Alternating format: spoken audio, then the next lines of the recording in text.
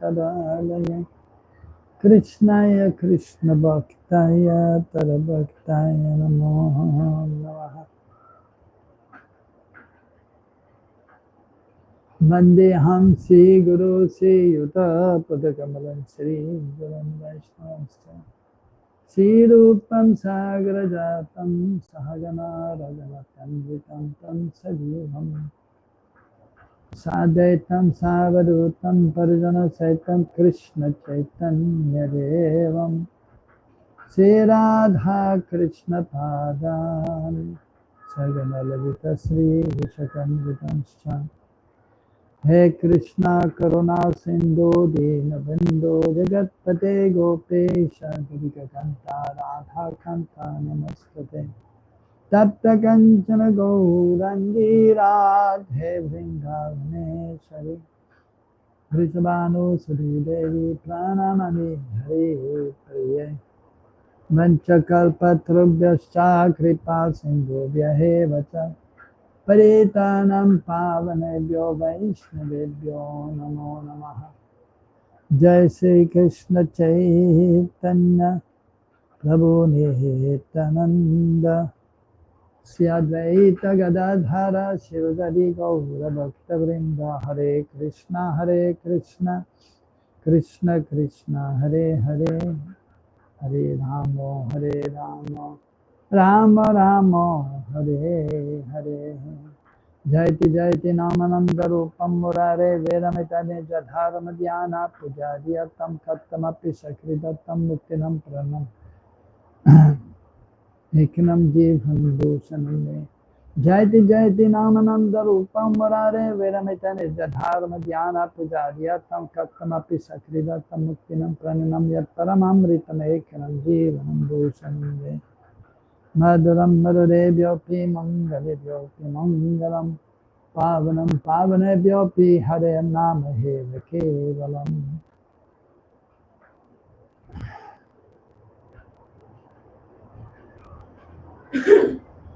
So we are reading from Jaiva Dharma, third chapter. Namitika Dharma is to be relinquished. So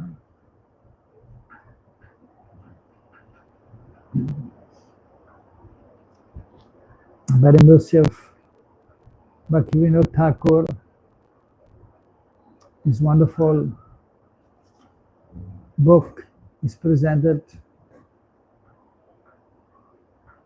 for the devotees so they may understand about spiritual life in detail, different forms of dharma or religion. So very clearly and detailed description is given of dharma, eternal dharma, and nitya dharma, and occupational namitika dharma. And then how to perform devotional service in this material world. And then after that, the second part of this wonderful book is explaining about Sambandha Gyan, Avideya Gyan, and Prayojan Gyan, which is important to understand. And then he's giving, of course, also references from the scriptures, and of course based on the teachings of Sri Chaitanya Mahaprabhu. And then, so he's explaining about Vaidhi Bhakti, Raganuga Bhakti, and of course Bhav Bhakti and Prema Bhakti. He's explaining about the holy names of the Lord, which is the most important of all the limbs of the holy of Bhakti. And then in the last part, specifically is explaining about Braj Bhakti and about so Rasattva and the different relationships with Krishna, Dasya, Sakya, Vatsalya, Madhurya, and then going in the details for those who are qualified, and then especially also in regards to Madhurya Bhav and how to attain perfection. So wonderful book. And Bhaktisiddhanta Prabhupada, so he introduced in his Gaudiya Math and wanted his disciples to study this book, presented by his father, his divine father, and his also spiritual guide, of course. So here, Rendas Babaji is speaking to Sannyasi Thakur. And explaining about Vana Ashram and he's quoting from 11th canto, 17th chapter, which are Krishna's instructions to Uddhav.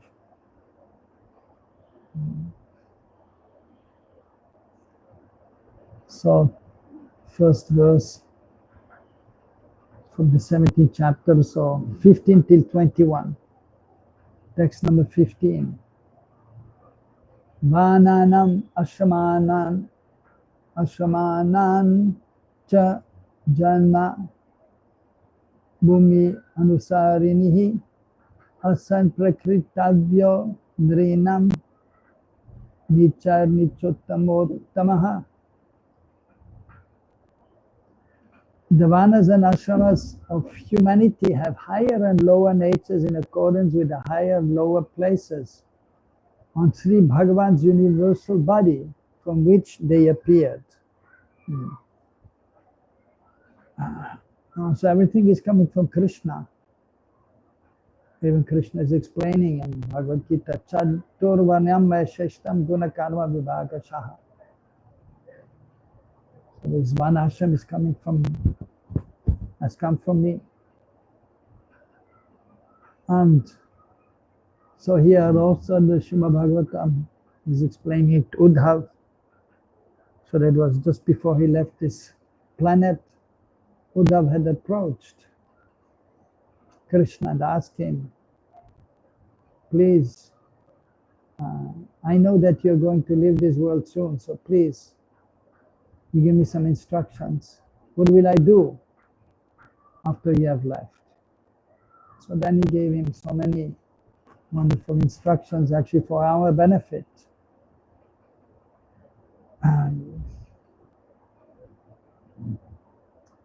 And so we may say also that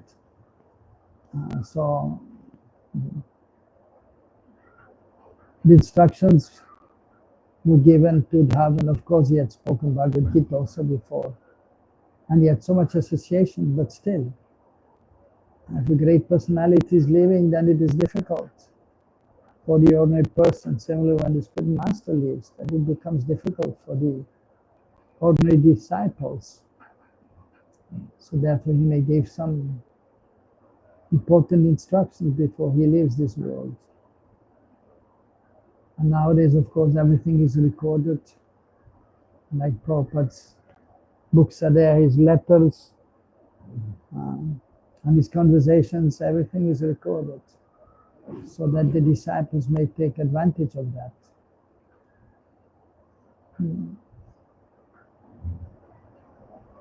So, Vana ashram have higher and lower natures. And so it is explained here in accordance with the higher lower places on Sri Bhagavan's universal form. So that is mentioned also in the Purusha Sukta and various places in the scriptures. Sasra Shesha Purushaha Sasra Chasa Sasra Shesha Purushaha Sabomin Vishwadovit Padattatishta Dashangulam. So the universal form is described as having thousands of heads, thousands of eyes, thousands of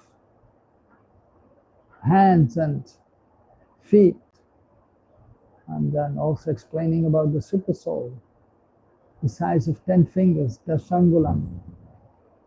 And so then later on, Brahmano Samukama said, Bahu Rajanyakridaha Uradadasya Yadvaishaha Padyagum Shudro Ajayataha. So the Brahmanas came from the head of the universal form. The Kshatriyas from the arms. So Uru, the Vaishyas from the belly, or sometimes explained from the legs, upper part of the legs, the thighs. Or then the Shudras, they're coming from the feet. So that, of course, the universal form is not a permanent form of the Lord, it is just imaginary, also sometimes explained. Just to give an idea that everything is situated in the Supreme Lord, everything is coming from Him. So this Vana Ashram is ultimately, that is the desire of the Lord. And it is manifested through Him. The spiritual worlds, the material worlds, everything is coming from Krishna. The Vedic literature's Veda, no different from the Lord.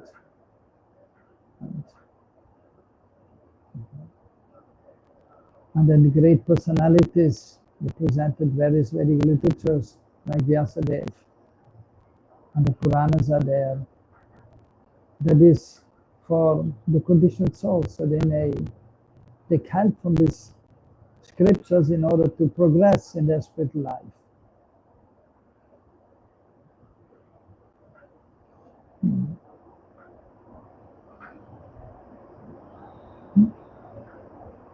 Samodamat tapashocham santoshachantya rajavam madbhaktichada satyam brahma prakritasya timaha. So this is the second verse from the Srimad Bhagavatam and qualities of a Brahmana, similar to the slok which Krishna speaks to Arjuna.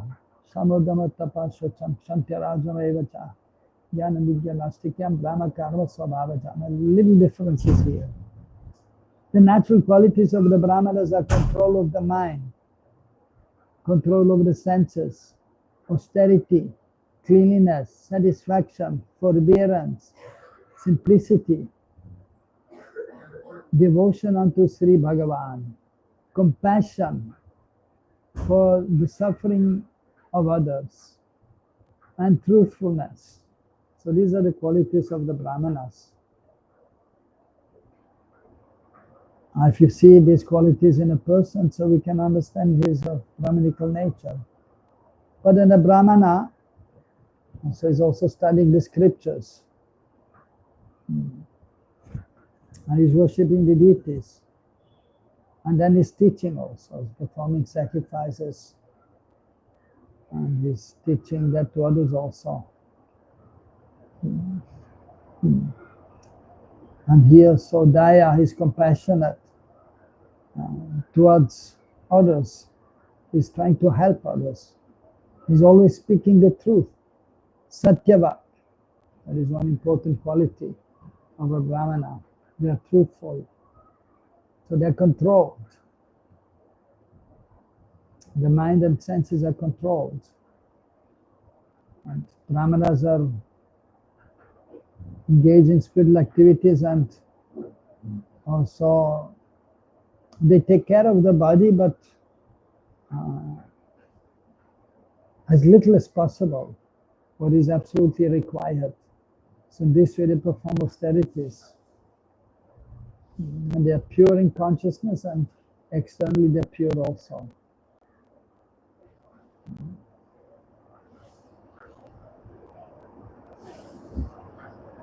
Tejo balam dhriti shauryam titik saudaryam udyamaha stairyam ramanyam aishwaryam shatra prakritas shaktimaha.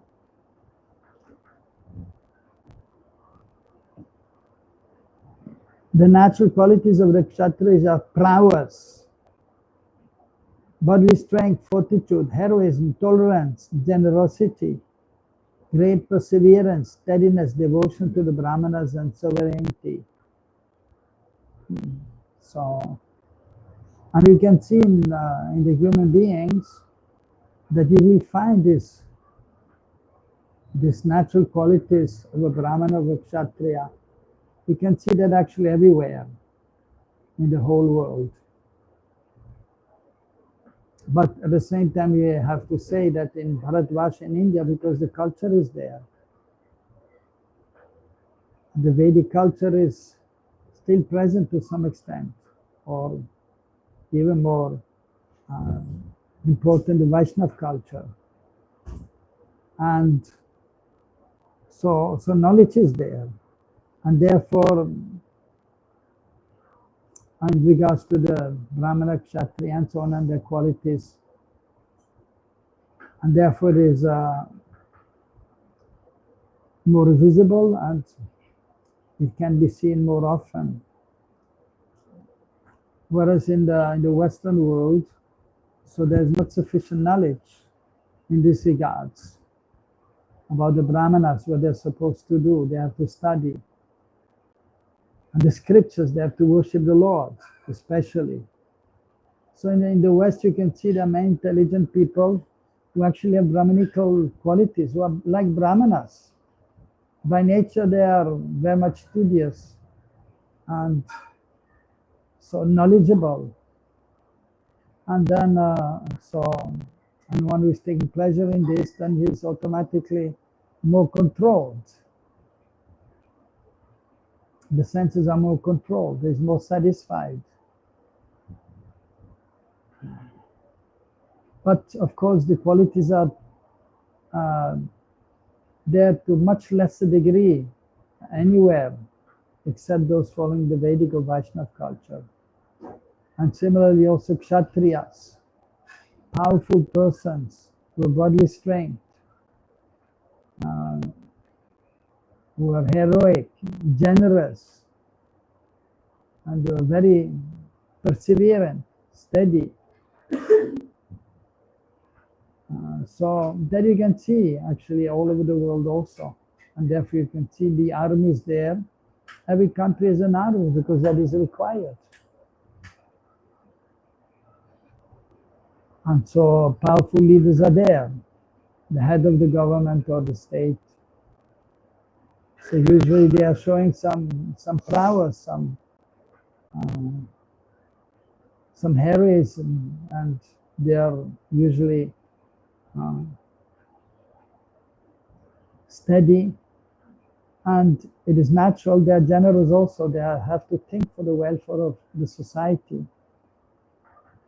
of the kingdom, or the state, the country. But again, here also, except in India, they don't have actually sufficient knowledge in regards to how to govern the country properly. But because there's the qualities are there, and of course the intelligence is coming from the Supreme Lord actually. The quality, Krishna is the quality man. There may be Brahmana, or one engaged in Brahminical activities, or Kshatriya. So they get some kind of empowerment is there to do the job which is required, which is not easy. But many, yes, and so they have some moralities there, because actually the Supreme Lord is always sending his representatives in this world. And so therefore some morality will be there everywhere. But they may not have the understanding, the knowledge of what is the highest form of morality, or properly following moral codes, or what is actually true morality. Like in the Western world, most of the people, they eat meat. And that is perfectly all right for practically everyone. The leaders there also themselves eating meat. So there's not sufficient knowledge there. And they're not understanding from whom to take guidance, and nobody's there even to guide them properly. So therefore, Krishna actually sent Srila Prabhupada, empowered him to spread Krishna consciousness all over the world. And so on, Prabhupada tried to train his disciples so that they may have an impact on its society. Of course, practically speaking, definitely, our movement is quite successful, that we must say, but at the same time, how much impact we have anywhere in the world in regards to the whole society. Frankly speaking, it is not yet much. Even in our Bharatvarsha in India, our society is most powerful in comparison to anywhere else. And it has some impact, but at the same time, it's not that ISKCON society is respected everywhere, or that the majority are taking guidance from our society. So we are very far from that. Mostly we can understand, we can see. And so many, although so from one point of view it is going on quite well, but difficulties are there. Internal conflicts are there. And also lack of maturity may be there overall. And so, but certainly this movement is empowered and has done so much good, but some shortcomings are definitely there. As you know, Prabhupada one time said in Bombay that if I had a handful of good disciples, qualified disciples, I could take over the world in 18 days. But of course, he couldn't do it because of course, Prabhupada was definitely empowered, and many of his disciples, they were doing good preaching, and even now it is going on, but still not able to conquer the world. Not 18 days, neither 18 weeks, neither 18 months, neither 18 years. So, but anyhow, so it is going on.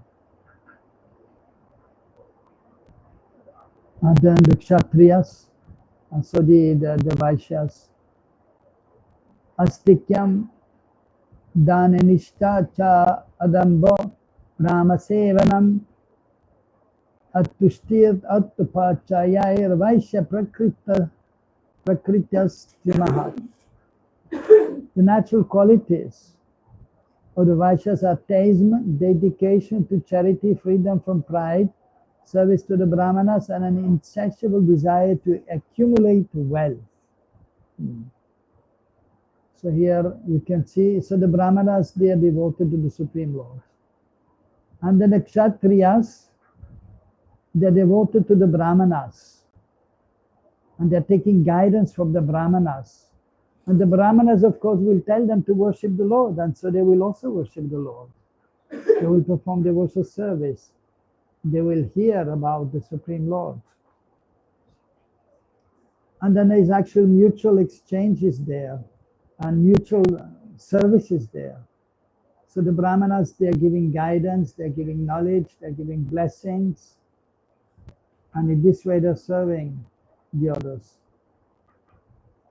And so the Kshatriyas are protecting the others, and they are Yes, protecting, but also they are generous and they're giving also to the needy people. So the Vaishyas, so they're also religious, serving the Brahmanas, and they are dedicated to charity. Of course, even the Kshatriyas are also giving charity. But then the Brahmanas, the Vaishyas, they may have more ability to give because they are having more. And actually it is mentioned, Arto Pachayair, Atushtir, Arto Pachayair, an insatiable desire to accumulate grain. They want more and more. Artha, some from their activity, they want to get a lot of results. Atushtir, so that means tushta means to be satisfied. So basically, in this sense here, it means that insatiable desire, they want to get more and more wealth. And practically this seen also in this world. So the Vaishyas, they are trying to make money as much as possible. And they are usually good at it also. Because it is their natural nature. They can go anywhere and they can make money anywhere. And then they try to get more and more money.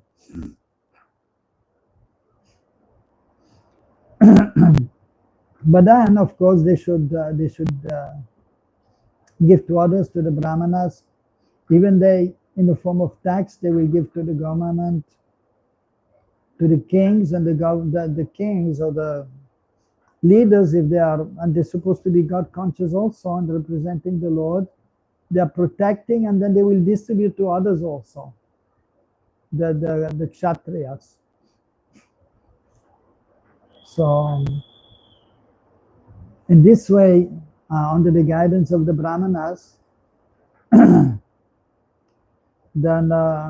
in an organized state or country, following one ashram, having the Lord in the center, then things should work out quite nicely. Of course, in the age of Kali, difficulties will be there, in material world always difficulties will be there. But if one ashram is established, with Krishna in the center, the Lord in the center, then one can be more peaceful and one can get enough time to engage in spiritual activities and in this way advance in spiritual life.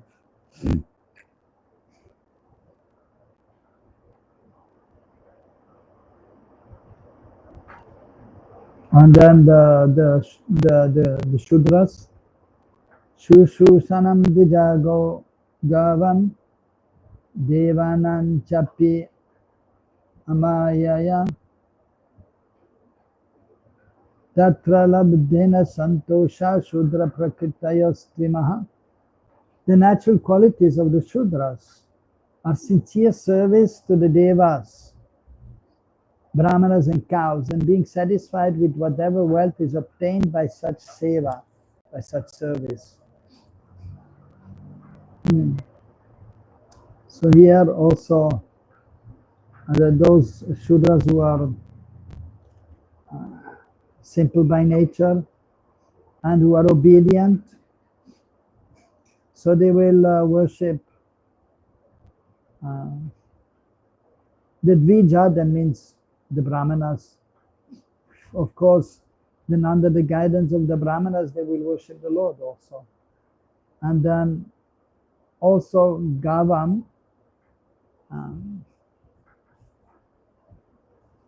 so they are taking care of cows also sometimes. All this is basically the quality of the Vaishyas. They will take care of the land, although it is not mentioned here. But the Vaishyas, they are taking care of the land and the cows, and they're doing business. So, but then the Shudras, they're there, they're serving the Brahmanas. The Shudras are serving The Kshatriyas, the Shudras are serving the Vaishyas also. But then they may have their own cow also. And actually, even the Brahmanas, sometimes they were keeping 1 or 2 cows. And the Kshatriyas, they were taking care of Goshalas also.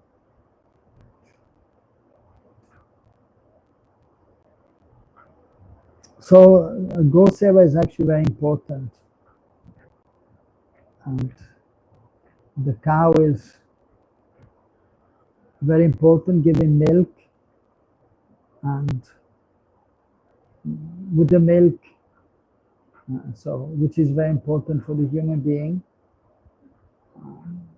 complete food.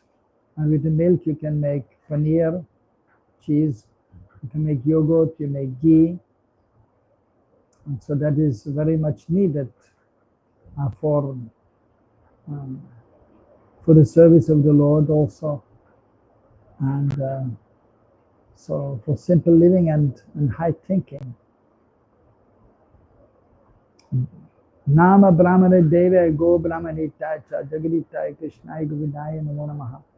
We offer obeisances to Krishna, who is worshipped by the Brahmanas and the demigods also.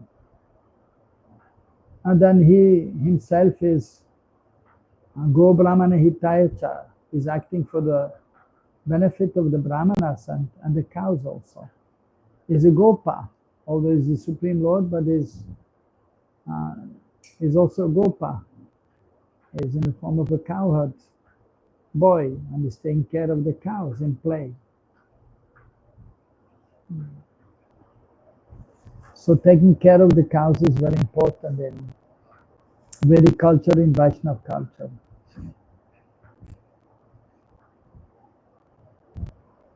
The next verse, Aswachan Amritam Steyam Nastikyam Shushka Nigraha Kamakrodashat Tarshascha Sabhavo Antyavasayinam.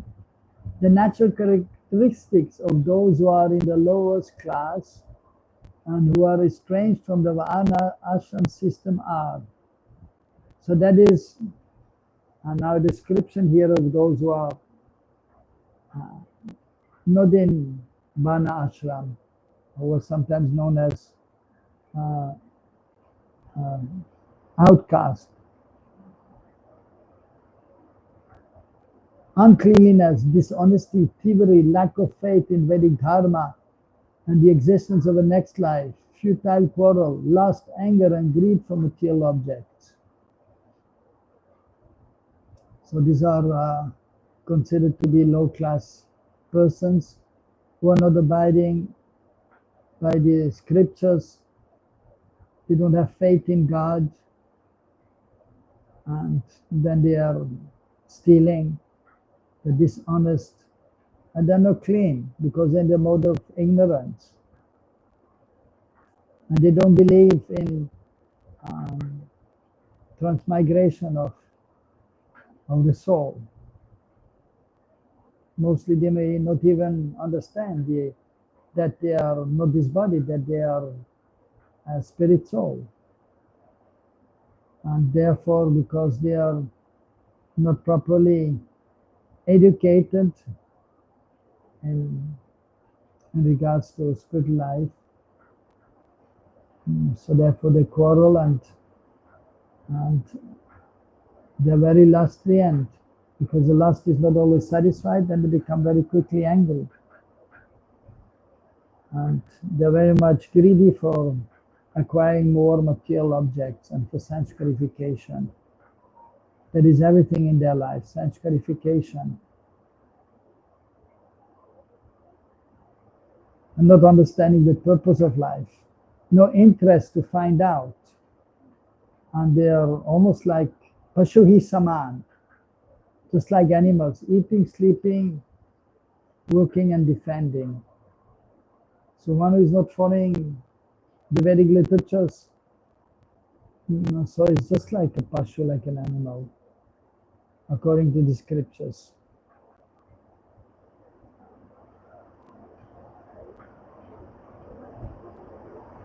ahimsa satyamasteyam akama krodha lobhata bhuta priya hiteha cha dharmayam sarvavanika. The duties for the members of all the varnas are non-violence, truthfulness, abstention from theft, freedom from lust, anger and greed, and endeavoring for the pleasure and welfare of all living beings.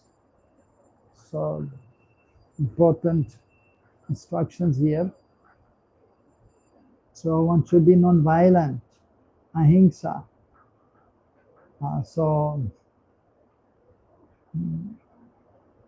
Especially of course physical, non-violence should be there. Even if there's some agitation, but one should not become violent and hit somebody. Or even one has to control one's speech.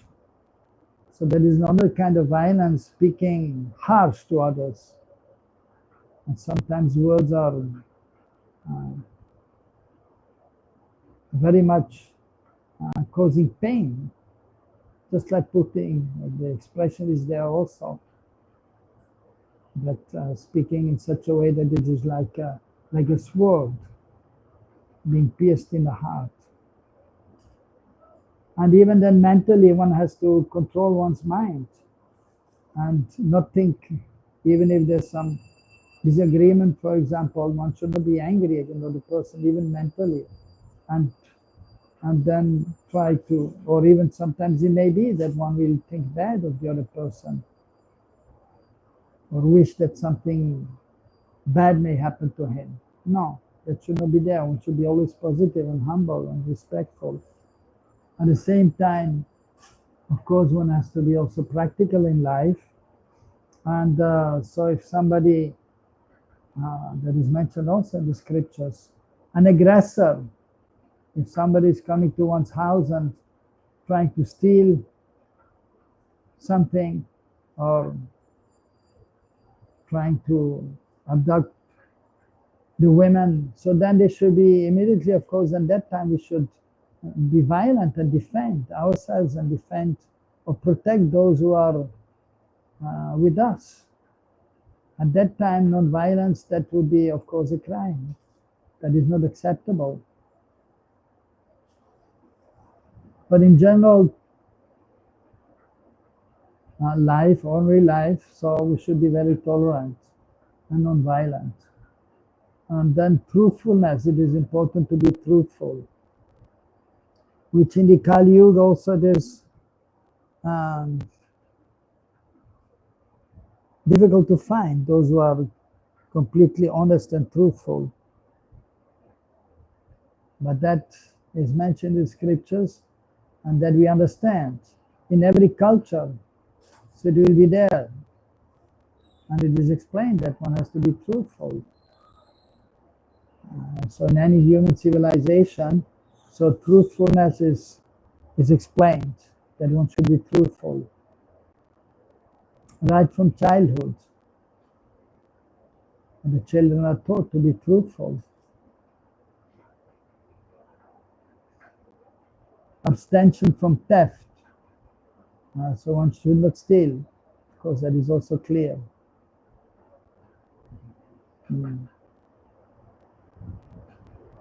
Matrivat paradareshu paradravishilosthavat. Atma, what is it? Atmavat sarvabhuteshu. Itisa panditaha. So the word, who is a pandit? One who is respecting all women except his wife as mother. Of course, if some girls are there that are much younger, so he may see that girl not as mother but as his daughter of similar age as sister. So we have to use common sense also. And the matriva paradayareshu paradavrishu lostravat. Another's possession one should see just like a piece of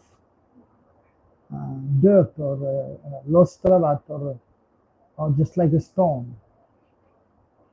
What is the need of a stone? It is of no use. Similarly, another's property should be seen in this way. It is of no use for us. It is not ours, so it is of no use for us.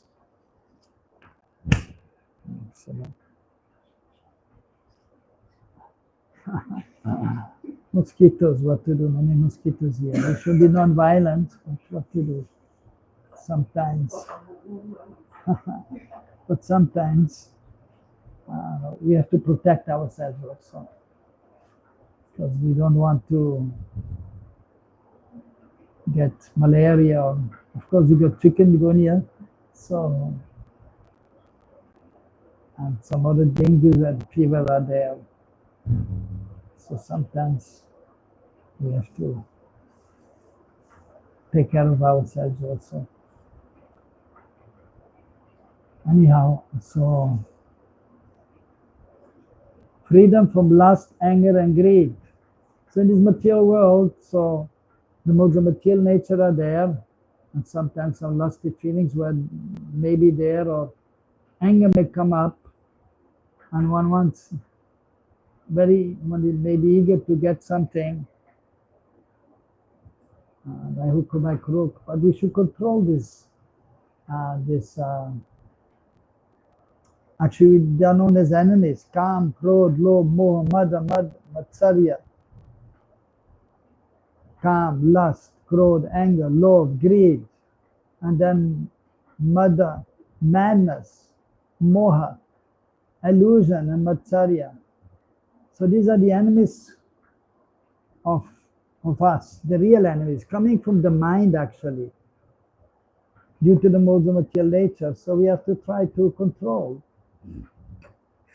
by spiritual strength, by chanting the holy names, by serving the Lord, by praying to the Lord. So by all means we have to try to do that. So for this we have to try to be in the mode of goodness. We have to understand what is the mode of goodness. And so the environment should be sattvic. The eating should be sattvic. The company should be sattvic. So our thinking, our speaking should be sattvic. Our acting should be sattvic.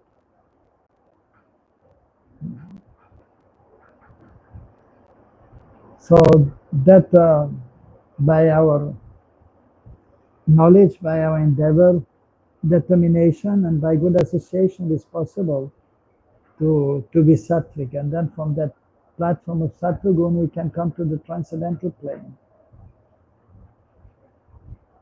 And then last, so here, Bhuta Priya Hiteha. So that is Sarva Bhute Hiterataha.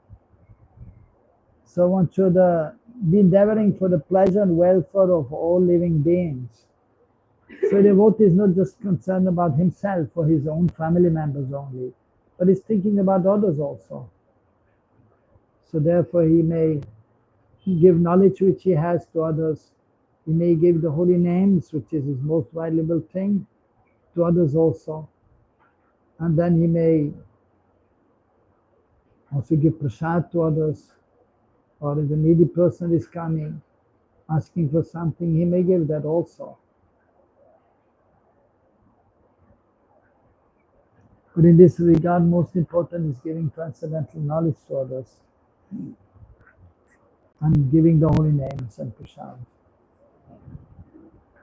Everyone in this learned assembly knows the meaning of the Sanskrit shlokas, so I'm not translating them all. So here, Premdas Babaji and Sannyasi Thakur, they were, and all the assembled persons there, they were scholarly inclined. So that time he was simply speaking in Sanskrit. And he was not translating. But here, of course, Bhaktivinoda Thakur and then his followers, they are translating for our benefit, because the common man, he may not know Sanskrit. So it is translated here for the common man. Those who are more Brahmanically inclined, so they will have knowledge of Sanskrit, some knowledge at least, and they may understand. But that is, the Brahmana is actually in minority, or mostly. So therefore, for the welfare of the common man, it has been translated. I just want to say that the system of Varna and Ashram is the basis of Vaida Jivan, life that is carried out in accordance with religious rules and regulations. So that is an important point. So that, and therefore Prabhupada, so he established a wonderful ISKCON society and in spreading Krishna consciousness, and to some extent also explaining about Varnashram and trying to introduce, but then towards the end of his life he said, 50% of my work is done. Now 50% is remaining, that is establishing Varna Ashram. With Krishna in the center, for the devotees but also for the general people, because it is important for the devotees also to act according to Varna Ashram, and even our society has to be actually organized in this way, and we must have the Brahmanas, we must have the Kshatriyas, Vaishyas and Shudras, and then only our society can function properly. But then for the general masses, because not everyone will come to Krishna consciousness, not everyone will accept Krishna consciousness fully.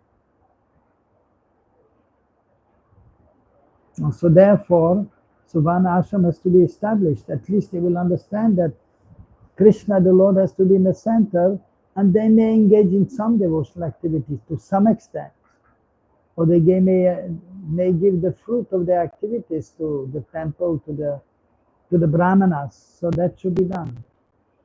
So therefore establishing Varnashram is important.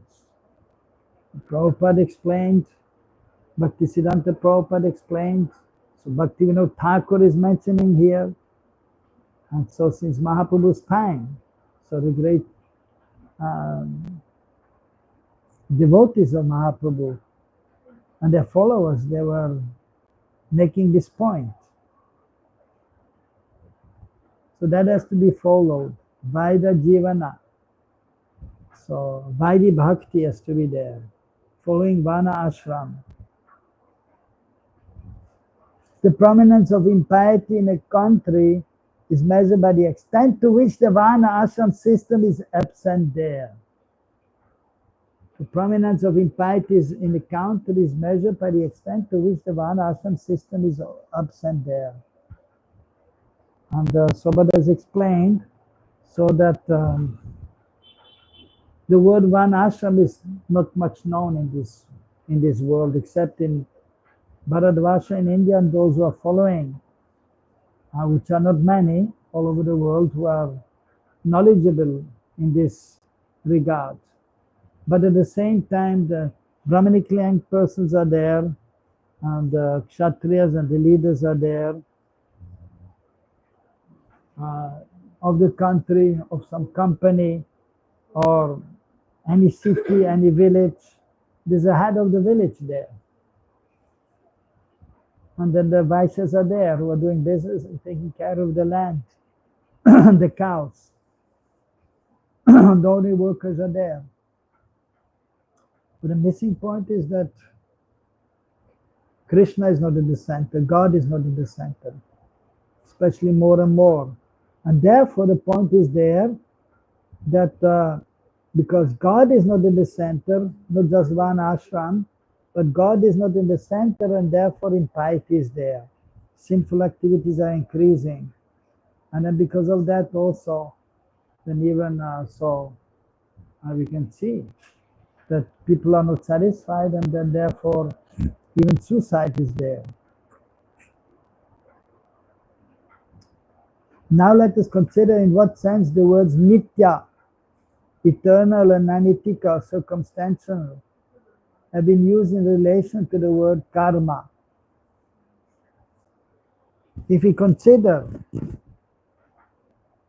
the profound purport of the Shastras, we can see that these two words have not been used to refer to karma in a paramarthic sense, which relates to the supreme spiritual truth.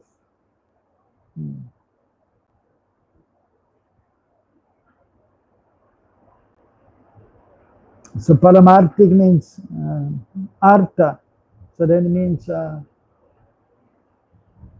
for some benefit. Artha kama,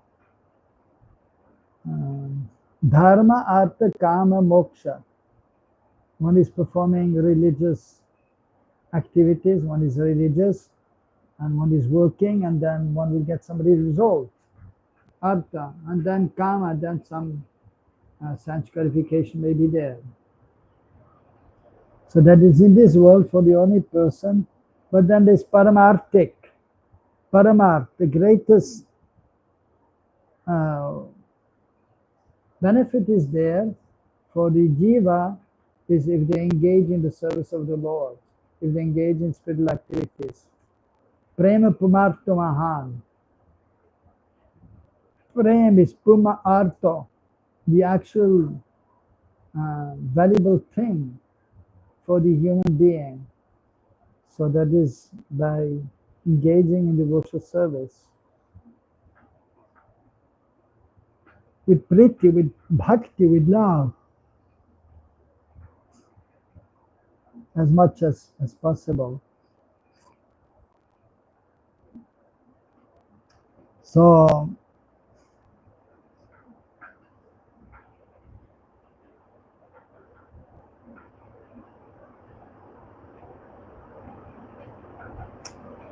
nitya naimittika karya or karma, so they may not have been used in the scriptures with a transcendental understanding sense for the spiritual benefit, for the supreme truth. Rather, they have been used in a routine or figurative sense, vyavaharic, in regards to this material world. So just for the namesake only. Now somebody, because previously, or of course it is at different times. So sometimes people are more properly following one ashram or dharma, and other times less. So this is commonly seen in this world. So then it becomes vyavaharik, a routine. Okay, he's born in a Brahmana family, so he may be a Brahmana. And they still identify, I'm a Brahmana. But then they are not engaging in Brahmanical activities, then they are not Brahmana in the true sense. Then they are known as Dvijabandhu, friends of the Brahmana, of the twice born. And Kshatriyas, so nowadays how much heroic they are, how much powerful they are.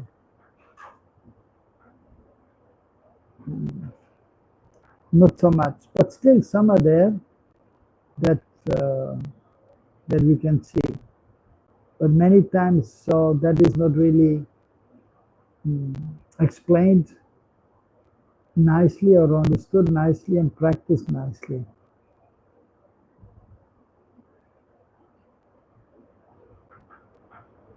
So they will just say, yes, I'm Brahmana by caste, I'm a Kshatriya by caste, but they're not engaged in the specific duties of the Vana or ashram even. Oh yes, I'm a householder, but what is the duty of a grihastha? Grihastha is staying in the house, grihastha, but it should be like an ashram. Ashram is a place where spiritual activities are performed. So therefore it becomes vyavaharik or figurative. Just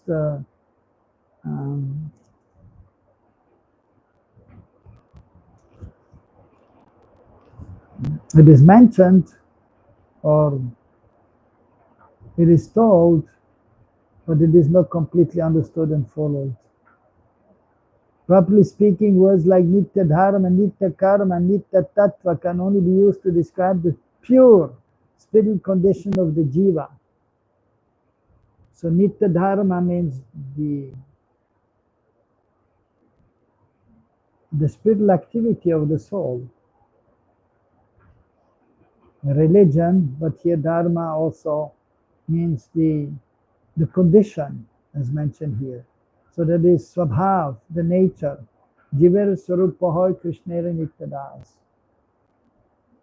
The Swarup, the Swabhav, what is the nature of the Jiva? Is to serve Krishna. Nityadas, eternal servant of Krishna, meant to serve Krishna in loving exchange. So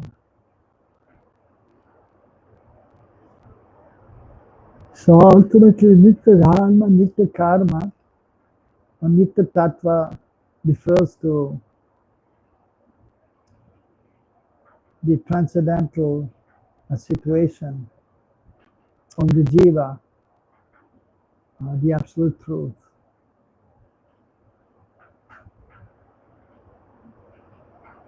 Therefore, in the general use of the word Nitya Karma, the word Nitya is applied to the word Karma only in the figurative or attributive sense.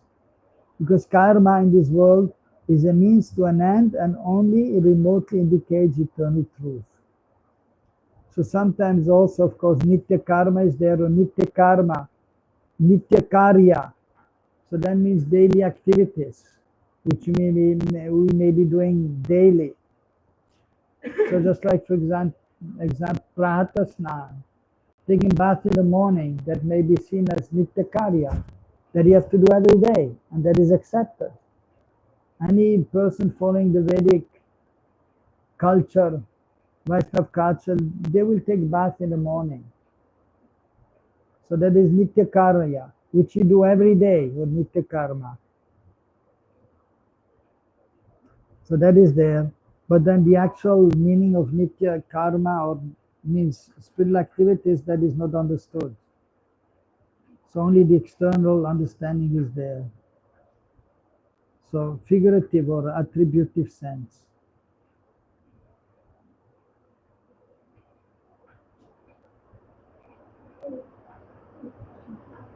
So hardly there refers to the absolute truth. Actually, karma is never eternal. So in this world, karma, so that refers to activities in this world.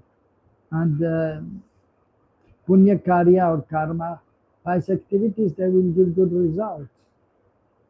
But ugra karma, the terrible activities that will give bad result, reaction. Ugra karma. So that is sinful activities.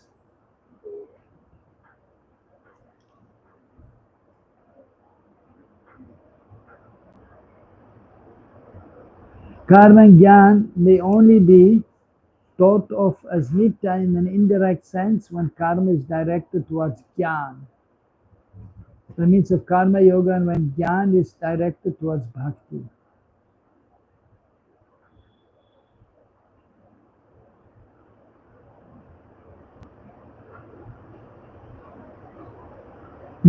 So karma Gyan may only be thought of as nitya in an indirect sense when karma is directed towards Gyan.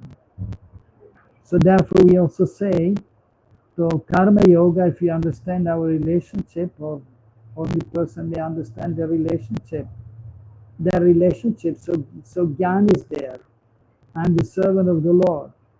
So I'm engaging in activities, and then I may give up some of the result of my work for the pleasure of the Lord. So then it may become karma yoga. And true Gyan is there when it is directed towards bhakti. Otherwise it is practically of not much use, because even the impersonalists, so they want to merge in the Brahma Jyoti, but what is the use of that? That is a conditioned state.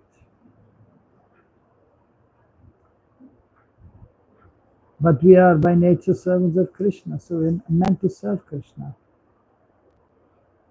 The Brahmanas chanting of the Brahma Gayatri mantra or Sandhya Vandana is sometimes described as Nitya Karma. So, yes, Nitya Karma, daily chanting the Brahma Gayatri. This is valid in the sense that practices that are remotely directed towards bhakti through physical activities may be termed nitya, but only because they aim at nitya dharma. So, in reality, they are not nitya. This usage is known as a figurative expression, upachar. So, if one is not engaged in devotional activities, then then it becomes nitya karma or karya because it is done daily. Although even nowadays they hardly do it daily. Even we can see practically, we have seen, it's still going on. They have the Upanayana samskar and they get the Brahman thread and the priest will say them, or whoever priest is there, so he will say the mantra to the candidate and he made them repeat one time. But many times then they don't chat at all. They just have a Brahman thread. And it is practically, the purpose is not fulfilled of that. So Panayan is there to come closer to the spiritual master, to come closer to God, to make advancement in spiritual life. Like chanting the Gayatri, Yasyasti Sandhyam 3 times a day. That is the purpose of Upanayan, of Gayatri Vandana. And that is actually very beneficial. Here Brahma Gayatri is mentioned, which is traditionally was given only to the man of Brahminical background. But then unfortunately not enough sufficient knowledge is there and then they were not chanting.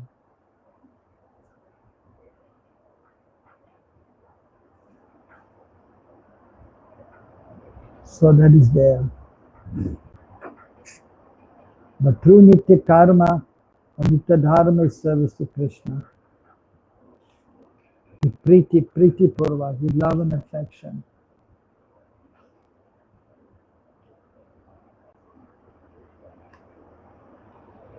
Okay, so Hare Krishna, Krishna Krishna, Hare Hare. Hare Ram, Ram Ram, Hare Hare. Any question? Any question? Om Tat Sat. Hare Krishna.